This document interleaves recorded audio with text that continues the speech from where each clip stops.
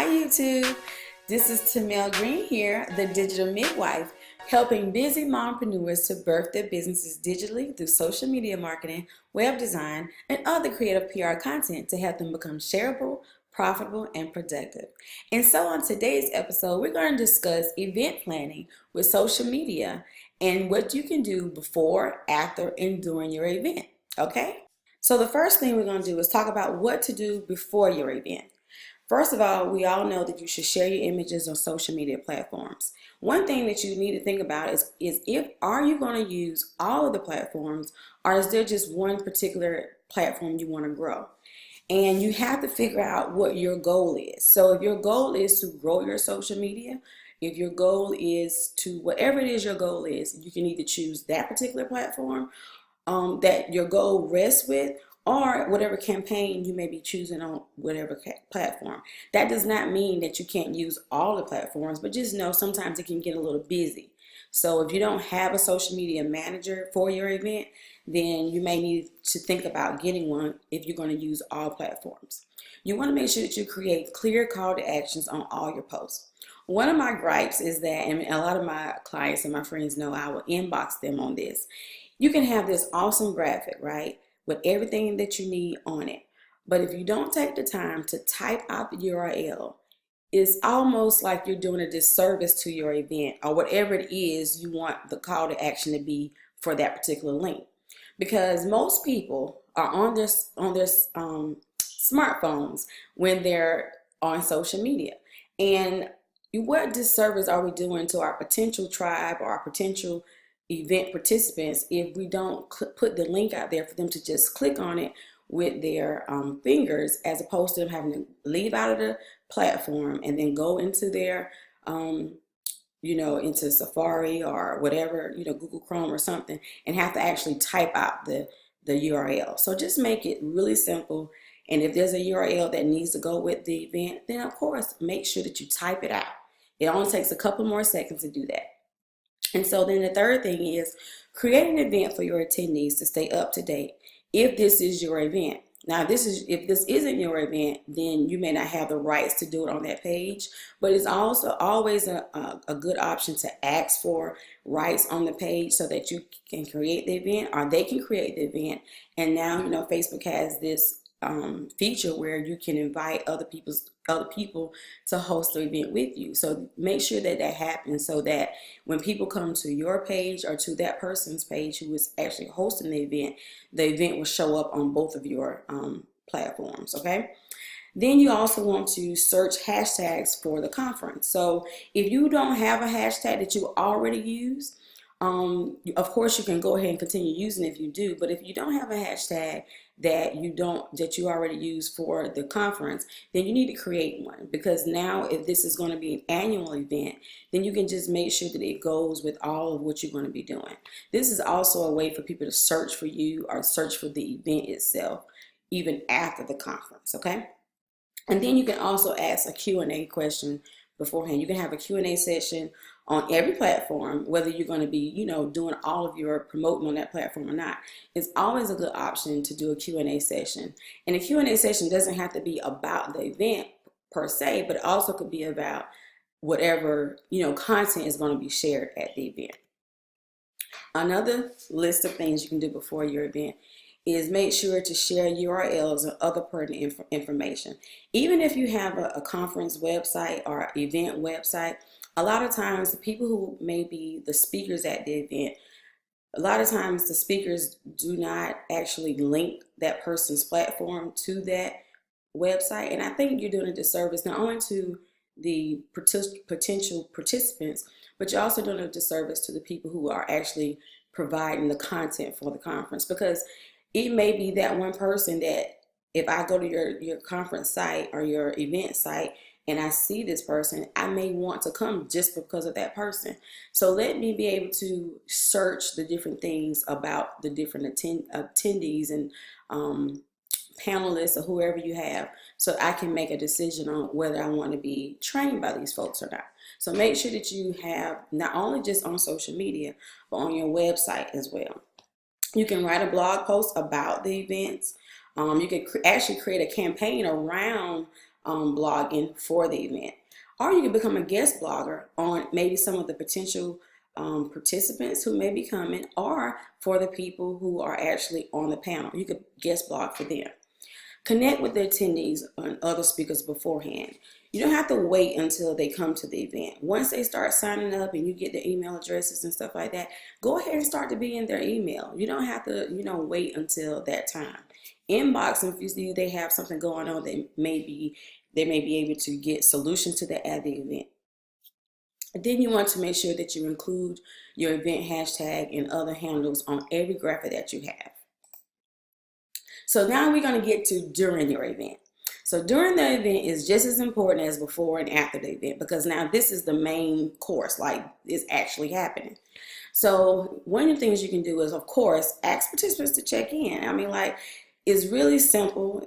It doesn't take a whole lot to do. And everybody doesn't like, just because of safety reasons, everybody does not like people to know where they are in real time. But also make sure that you can ask them to check in. Even once they go back and share the pictures that they took at the event, they can also still check in at that time. But ask them to share aha moments.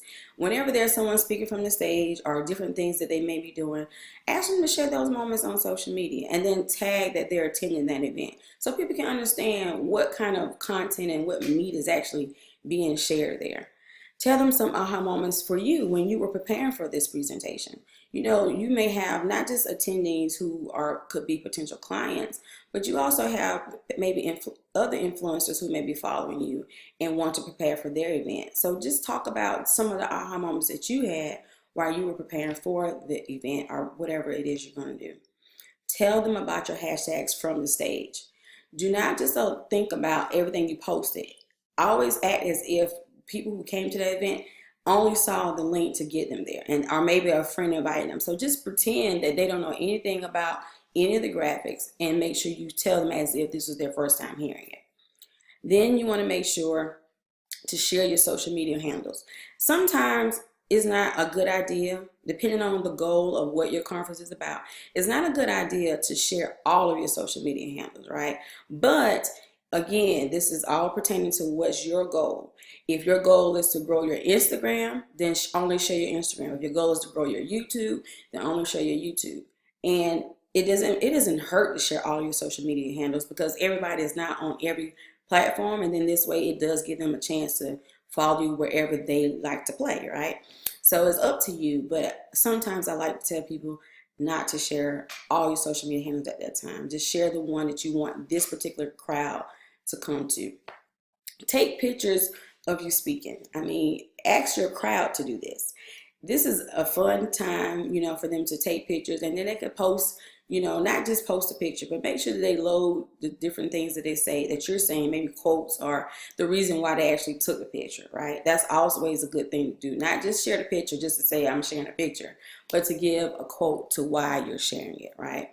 And also, one event I went to recently, she actually had a selfie time, and I thought that was amazing. We were able to go around and meet other people at their event and take selfies with them.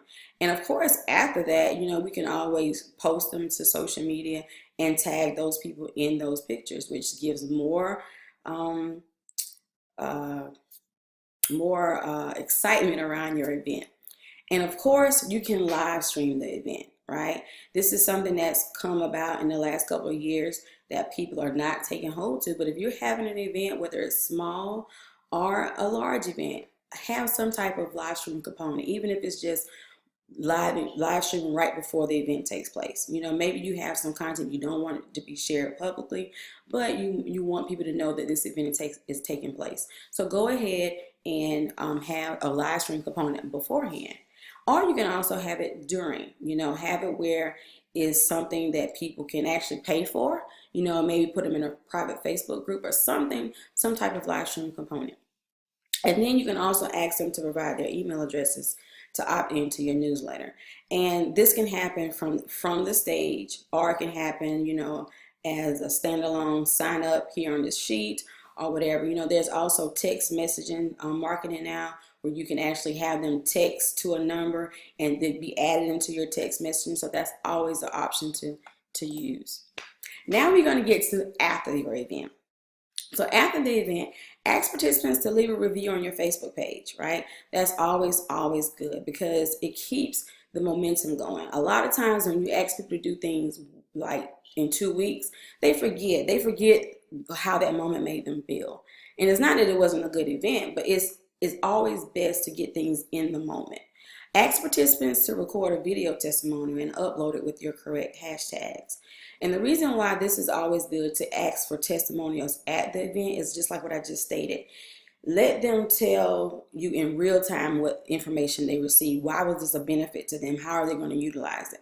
Because not only will it be a good thing for you to use in content marketing, but it also be a good reminder for them to know, okay, this is how I felt at this event. And it could be kind of like a thing that's going on and on to let them remember, this is what I said I'm going to do, and hold them accountable to that. Ask people to like, share, comment on the other participants' shares, and you do the same. A lot of times people have events and then they don't go back to kind of love on the people who attended and actually did all those things during the event, took pictures and posted them, tagged you in it, and helped to create this, I want to say mayhem, but, excitement around your event. And this is just, a good way to say thank you for attending. Simple as that. Commenting, saying thank you for being there. Oh, I enjoyed you. Just some type of way just to comment on their photos. Then you have to think about, after the event, you want some type of something to go on, right? So either you're going to continue the discussion by creating a Facebook group that, again, these people all came to this event, so they pretty much know, and that these people, are interested in what you're doing. So creating a Facebook group around that would not be a harmful thing to do, even if it's not like always active, right? You can create a Twitter list of the people that actually attended the event. So that way you can make sure you stay up to date with what they're doing if they're on Twitter. And then, of course, you want to follow them on social media. So that way you can stay up to date again with what they're doing and see how you guys can collaborate, partner up with certain things. And, of course, you want to have a funnel for what's next.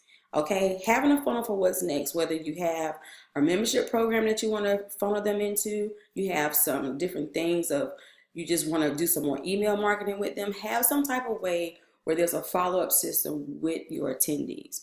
You don't want to just leave it like we did the event and then, hey, okay, see you guys next year, because you need to nurture that community that you just had this awesome event with, right?